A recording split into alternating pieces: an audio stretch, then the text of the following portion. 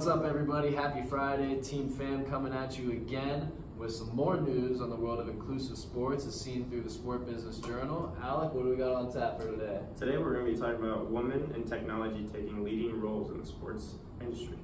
Fred, what about you? What do you got for us? Also, we'll be talking about diversity in football and intercollegiate athletics. All right, Alec, let's go over to you with our first article. So in some of the journals that we found a section called I Am With Her. Insiders see women taking on leading roles in basketball and other sports. Becky Hammon is one woman that has played basketball throughout high school, college, and right now is an assistant coach for San Antonio Spurs. Right now, Alex Martins foresees a female coach in the NBA, which is possibly going to be Becky Hammon. I don't know if she'll be coaching the San Antonio Spurs, but she could possibly coaching another team that's pretty well known in the NBA. NBA Commissioner Adam Silver finds the need for women's superiority. They want them to be more included in sports rather than having a man or a male being a coach in a sport. The NBA this year will have several candidates for the leagues, not just Becky Hammon, but other people that would be willing to want to coach the sport or get involved in helping the athletes get better. All right, thanks, Alec. Now, as Fred talked about earlier, we're going to be kind of diving into the intercollegiate world of diversity and inclusiveness. And the article that I discovered in the Sport Business Journal was titled Big Ten Steps Up Its Feeder System for College Diversity. League Commissioner Jim Delaney, who was hired in 1989 as a commissioner of the Big Ten, he's really taken an emphasis on diversity and inclusion in his universities and within the league offices, which are located in Chicago, Illinois. The Big Ten Conference is a part of the group of conferences known as the Power Five, and schools are mainly located in the Midwest part of the country, except for a couple on the East Coast like Penn State, Rutgers, and Maryland. But there's been a lot of people that come through the league offices in Chicago that have served as mentors and leaders for, other people that are coming through, and it just kind of was interesting to look and see the timeline of when these people were there and what kind of jobs they're in now. And just a couple of examples. Former Big Ten Associate Commissioner, his name is Charles Waddell, is now the Deputy Athletic Director at South Carolina. And he mentored a man named Robert Vowles, who is now the Athletic Director at University of Detroit Mercy. And he mentored Andrea Williams, who was the newly appointed College Football Playoff Chief Operating Officer. That was mainly the article was centered around, because this is obviously a big position, not only for a woman to be holding, but an African American woman nonetheless. The Big Ten also put in a gender equity plan in 1992 to promote equal participation numbers in terms of men's and women's athletics. Now, the numbers in 1989, when Delaney was hired as a commissioner, was there was 72% male participation rate, and he actually was able to level it out at about 50-50 within his first 5 years. And the other big thing that the Big Ten Conference does is they do have their own TV network, the Big Ten Network, and there's a big push in terms of the network covering men's and women's sports equally. Now, they've done a pretty good job of that over the years, as the network was first introduced in 2007. Finally, the article mentioned that the Big Ten has the most diverse pool of athletic directors out of any of the Power Five conferences. Now, this includes men and women as athletic directors, different minority groups represented as athletic directors. A couple of examples: Ohio State Athletic Director Gene Smith, Wisconsin Athletic Director Barry Alvarez, and Penn State Athletic Director Sandy Barber. Now, these are just three of the 6 or so schools out of the 12 schools in the conference that either have a woman as their athletic director, another minority group such as Barry Alvarez, or an African American such as Gene Smith. Now, Fred, let's go over to you with some other intercollegiate athletic diversity issues.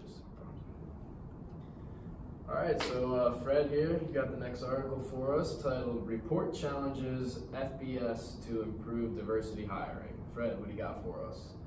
I got reports from Institutes for Diversity and Ethics in Sports at UCF examine race and gender of conference commissioners, university presidents, chancellors, athletic directors, faculty athletics representatives for all 130 FBS schools.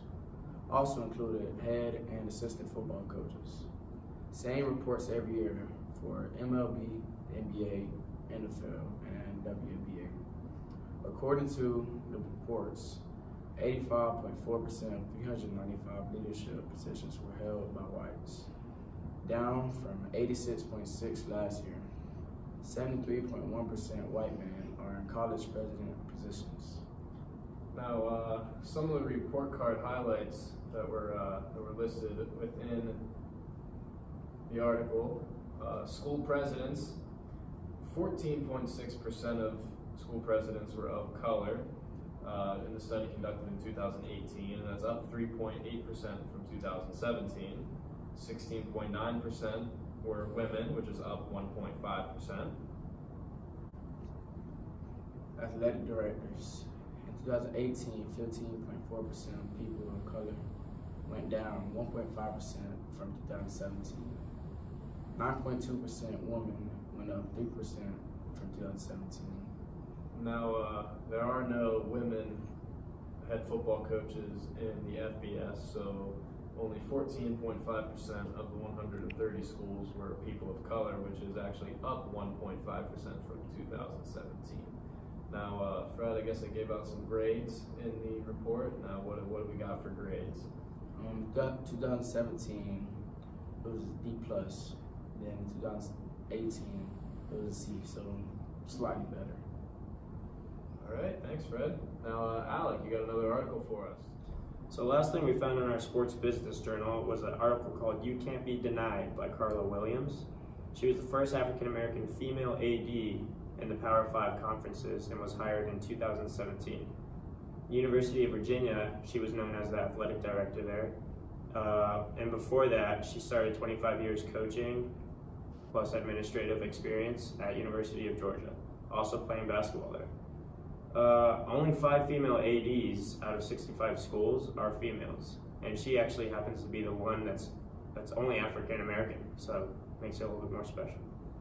Recently put in the facilities master plan totaling $180 million is what she put in there to help transform athletic facilities on campus and to energize Cavaliers football. After coming from state-of-the-art football facilities at Georgia, she knew changes needed to be made at Virginia, so carrying the stuff that she learned from Georgia and all the work she did there, she brought it to Virginia to help them out over there. So we have a quick video on Good Morning America with Carla Williams getting interviewed by Robin Roberts. Toward. Just explain to people what all went into getting here. I got recruited by Georgia, and I thought Coach Landers was kind of the boss at Georgia until I got there. And I saw that there were administrators, and they got to work with different sports. That sparked my interest right there. Time seemed unimaginable. A young black girl is going to be watching this piece, and she's going to, for that moment, go, oh, you mean I can be an athletic director? Coaching is fine. Being a broadcaster is fine. Those things have been done. This has never been done. I get chills, just thinking about it.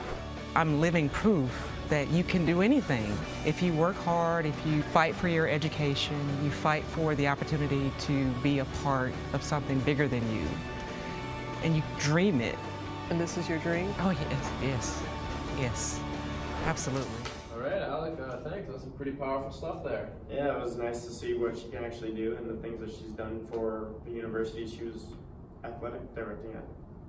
All right, Fred, what about you? Any opinion on the video?